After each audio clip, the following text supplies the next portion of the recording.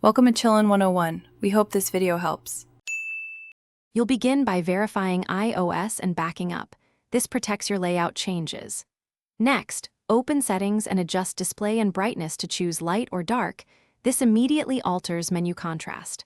Once done, try display zoom to change icon density. You'll see more or fewer icons per row.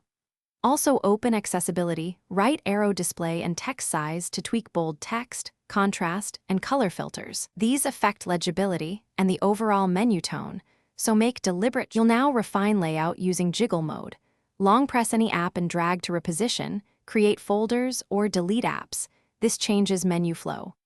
Add widgets by tapping the plus icon, choose sizes and smart stacks to surface relevant data. This replaces some app icons and shifts navigation. For a thematic menu, create custom icons with shortcuts and organized wallpapers. Once applied, you'll have a cohesive aesthetic. Make sure to test page order and app grouping as you go. Finish by applying your chosen wallpaper and home screen setup so the menu style feels complete. Once done, activate any focus modes that use specific home screen pages. This lets you switch menu styles quickly.